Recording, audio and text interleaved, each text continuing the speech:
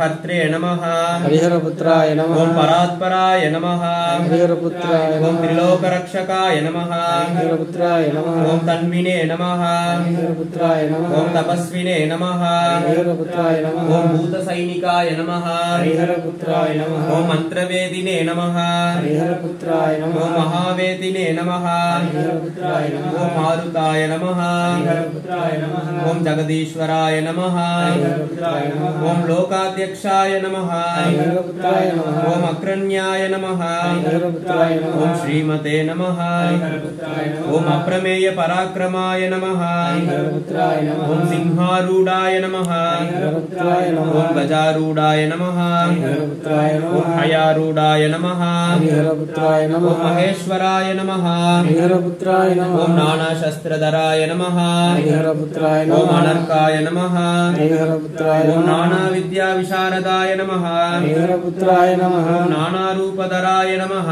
हरिहरपुत्राय नमः ओम वीराय नमः शरणं பொன்னையப்பா சுவாமி பொன்னையப்பா என் ஐயனே பொன்னையப்பா சுவாமி இல்லாதொரு சரணம் இல்லையப்பா சுவாமி சரணம் ஐயன் சரணம் ஐயப்ப சரணம் சரணம் பொன்னையப்பா 15ஆம் திருப்படி சரணம் பொன்னையப்பா சுவாமி பொன்னையப்பா என் ஐயனே பொன்னையப்பா சுவாமி இல்லாதொரு சரணம் இல்லையப்பா சுவாமி சரணம் ஐயன் சரணம் ஐயப்ப சரணம் சரணம் பொன்னையப்பா 16ஆம் திருப்படி சரணம் பொன்னையப்பா சுவாமி பொன்னையப்பா என் ஐயனே பொன்னையப்பா சுவாமி இல்லாதொரு சரணம் இல்லையப்பா சுவாமி சரணம் ஐயன் சரணம் ஐயப்ப சரணம் சரணம் பொன்னையப்பா 17ஆம் திருப்படி சரணம் பொன்னையப்பா சுவாமி பொன்னையப்பா என் ஐயனே பொன்னையப்பா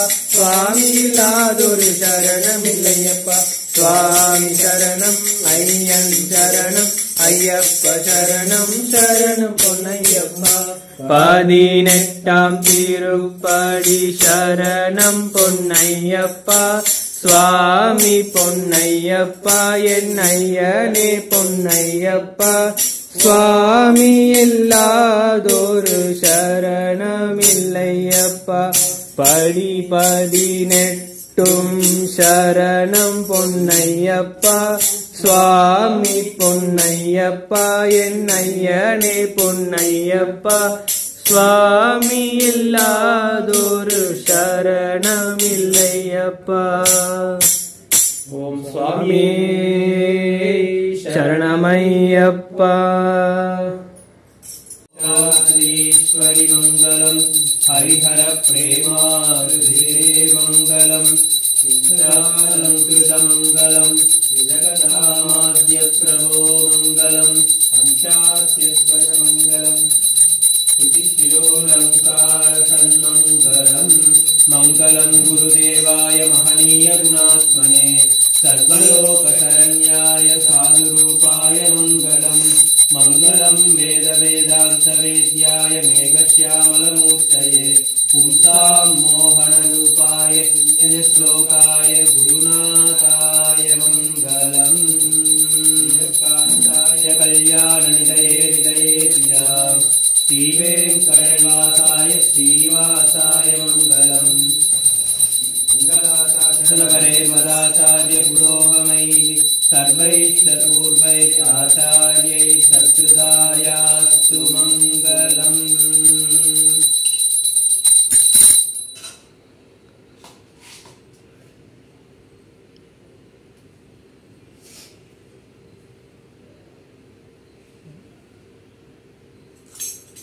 राहुग्रहाय स्वाहा राहुग्रहाय नमः साङ्गं सायुधं सवालं शक्ति पत्नी पुत्र परिवारं सहितं केतुग्रहाय स्वाहा केतुग्रहाय नमः ह्रीं आदित्याय च सोमाय मंगलाय बुधाय च गुरुशुक्रशनिभ्यश्च राघवे केतवे नमो नमः स्वाहा आदित्यादि नवग्रह देवताय नमः आदित्याकरं विभुं पार्वती हृदयानन्दं शास्तारं प्रणमाम्यहं विप्रपूज्यं विश्ववन्द्यं विष्णुशम्भो प्रियं सुदं क्षिप्रप्रसादनिरतं शास्तारं प्रणमाम्यहं मत्तमातङ्गगमनं कारुण्यामृतपूरितं सर्वविघ्नहरं देवं शास्तारं प्रणमाम्यहं पाण्ड्ये अस्मत्कुलेश्वरं देवम् अस्मच्छत्रुविनाशनम् अस्मदिष्टप्रदातारं शास्तारं प्रणमाम्यहं पाण्ड्ये च वंशतिलकं केरले केलिविग्रहम् आर्तत्राणपरं देवं शास्तारं प्रणमाम्यहं शिववीर्यसमुद्बोधं श्रीनिवासदनुद्भवं सिहिवाहनुजं वन्दे शास्तारं प्रणमाम्यहं पञ्चरत्नाख्यमेतत्यो नित्यं शुद्धः पठेन्नरः तस्य प्रसन्नो भगवान् शास्ता वसति मानसे श्रीभूतनाथ सदानन्दा सर्वभूतदयापरा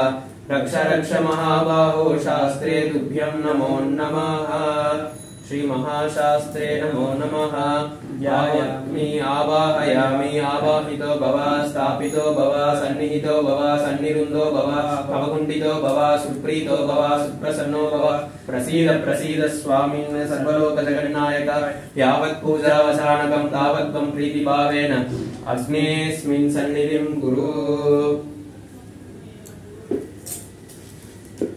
शं नो अस्तु द्विपदे शं चतुष्पदे ॐ शान्ति शान्ति शान्तिः ॐ सहस्रशीर्षं देवं विश्वाक्षं विश्वशम्भुवं विश्वं नारायणं देवमक्षरं परमं पदं विश्वतः परमान् नित्यं विश्वं नारायणगुं हरिं विश्वमेवेदं पुरुषस्तद् विश्वमुपजीवति पदिं विश्वस्यात्मेश्वरगुं शाश्वतगुं शिवमच्युतं नारायणं महाज्ञेयं विश्वात्मानं परायणं नारायणपरो ज्योतिरात्मा नारायणः परः नारायणपरं ब्रह्मतत्त्वं नारायणः परः नारायणपरो ध्याता ध्यानं नारायणः परः यच्च किञ्चित् जगत्सर्वं दृश्यते श्रूयतेऽपि वा अन्तर्बहिश्च तत्सर्वं व्याप्य नारायणस्थितः अनन्तमर्वयं कविगुं समुद्रेन्द्रं विश्वसम्भुवं पद्मकोशप्रदीकाशगुं हृदयं चाप्यतोमुखम् अधो निष्ट्याविदश्यान्तेनाभ्यामुपरितिष्ठति ज्वालमालाकुलं भाति विश्वस्यायतनं महत् सन्ततगुं शिलाभिस्तुलं भक्त्या कोशसन्निभं तस्यान्ते शुचिरगुं सूक्ष्मं तस्मिन् सर्वं प्रतिष्ठितं तस्य मध्ये वह्निशिखा अनीयोर्ध्वा व्यवस्थितः नीलतो यदमध्यस्ताद्विद्युल्लेखेव भास्वराट् स ब्रह्मं सत्यं परं ब्रह्म पुरुषं कृष्णपिङ्गलम् ऊर्ध्वरीतं विरूपाक्षं विश्वरूपाय वै नमो नमः नारायणाय विद्महे वासुदेवाय धीमहि तन्नो विष्णु प्रचोदयात् नारायणस्वरूपाय श्री हरिहरात्मजस्वरूपिणे श्री हरिहरपुत्र धर्मशास्त्रे नमो नमः नमस्ते अस्तु भगवन् विश्वेश्वराय महादेवाय त्र्यम्बकाय त्रिपुरान्तकाय त्रिकाग्निकालाय कालाग्निरुद्राय नीलकण्ठाय मृत्युञ्जयाय सर्वेश्वराय सदाशिवाय श्रीमन्महादेवाय नमः स्वाहा अघोरेभ्यो सघोरेभ्यो घोरघोरतरेभ्यः सर्वेभ्यो सर्वसर्वेभ्यो नमस्ते अस्तु रुद्ररूपेभ्यः स्वाहा वामदेवाय नमो ज्येष्ठाय नमः श्रेष्ठाय नमः कालाय नमो कलविकरणाय नमो बलाय नमो बलविकरणाय नमो बलप्रमदनाय सर्वभूतगमनाय मनोन्मनाय नमः तत्पुरुषाय विद्महे महादेवाय धीमहि तन्नो रुद्रः प्रचोदयात् सत्यो जातं प्रपद्यामि सत्यो जाताय वै नमो नमः भवे भवेनातिभवे भवोद्भवाय नमः श्री परमेश्वर स्वरूपाय श्री हरिहरात्मजस्वरूपिणे श्री बालगुरुधर्मशास्त्रे नमो नमः धर्मशास्त्रे नमः स्वाहा गायत्री சொல்றேன் மூல மந்திரம் சொல்றேன் तन्नो शास्ता प्रचोदयात् स्वाहा।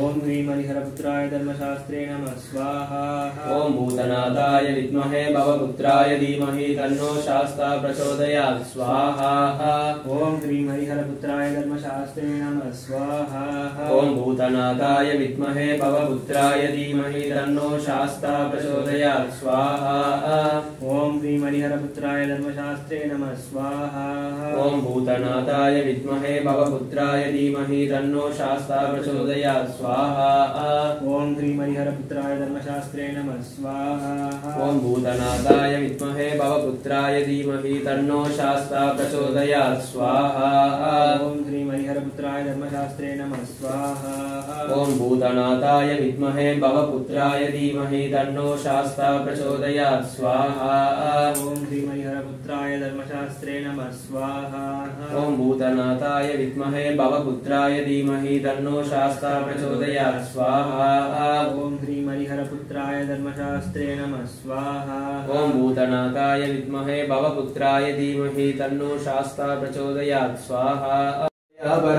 रक्ष रक्ष महाबाहो शास्त्रे तुभ्यं नमो नमः। श्री महाशास्त्रे नमः। ध्यायामि आवाहयामि रत्नसिंहासनं समर्पयामि। पादयोः पाद्यं समर्पयामि। हस्तयोः अर्घ्यं समर्पयामि। मुखे शुद्धाचमनीयं समर्पयामि। शुद्धोदकस्नानं समर्पयामि। स्नानानन्तरं शुद्धाचमनीयं समर्पयामि। अभिवस्त्रम् श्रीमाता जय जय श्रीमत्सिंहासनेश्वरी जय जय चिदग्निकुण्डसम्भूता जय जय देवकार्यसमुद्यता जय जय उद्यद्भानुसहस्राभा जय जय चतुर्बाहुसमन्विता जय जय रागस्वरूपपाषाढ्या जय जय क्रोधाकाराङ्कुशोज्ज्वला जय जय आभरणार्थम् अक्षतां समर्पयामि। पुष्पमालिकां समर्पयामि नमः। पुष्पं वेद पुष्पवान् प्रजावान् प्रथमान् भवति। चन्द्रमा वा अवां पुष्पं पुष्पवान् प्रजावान् प्रथमान् भवति। य एवं वेद यो वामायतनं वेद आयतनवान् भवति। पुष्पमालिकां समर्पयामि नमः। भूतनाथ सदानन्दा सर्वभूतदयापरा रक्ष रक्ष महाबाहो शास्त्रे तुभ्यं नमो नमः।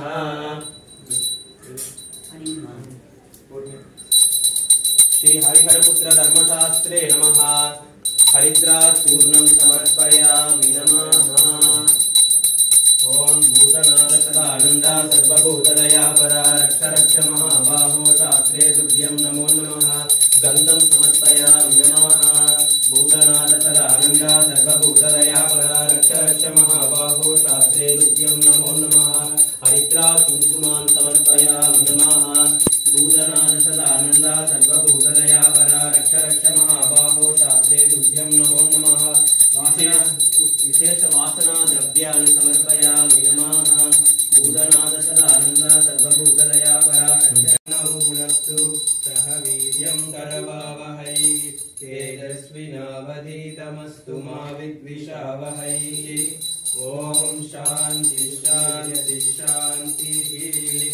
ओम पूर्णमदः पूर्णमिदं पूर्णात् पूर्णमुदच्यते पूर्णस्य पूर्णमादाय पूर्णमेवावशिष्यते। सर्वं वै पूर्णमङ्गले स्वाहा। श्री महाशास्त्रे इदं नमः।